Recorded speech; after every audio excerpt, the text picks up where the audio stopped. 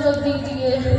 मौला हुसैन ने फरमाया, अब्बास आप मेरी फौज के सिपहसालार हैं, आप चले गए तो फौज को कौन चलाएगा? मैं आपको जंग की इजाजत नहीं दे सकता।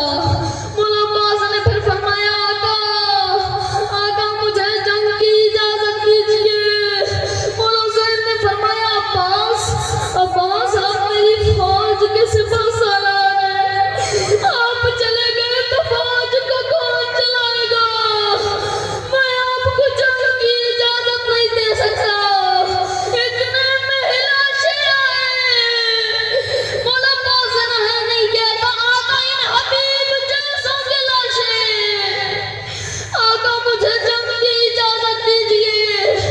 मौला हुसैन ने फरमाया, अब्बास मैं आपको जंग की इजाजत नहीं दे सकता।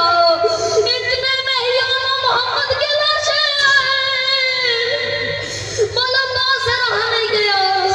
कहा, जिन्हें गोदों में पाला था, अब तो उनके भी लाशें आ रहे हैं।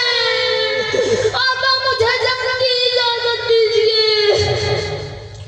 मौला हुसैन ने फरमाया, अब्बास आप मेरी फौज के सिपहसालार हैं, मैं आपको जंग की इजाजत नहीं दे सकता। कहा, वो फौज कहाँ है? कहा, वो फौज कहाँ है जिसका मैं सिपहसालार हूँ? मौला अब्बास खेमे के साथ टेक लगाकर खड़े थे। उस खेमे के साथ खड़े थे जिसमें पानी के मशकी से भर भर कर रखे जाते थे। कुछ बच्चे मशकी से हिला हिला कर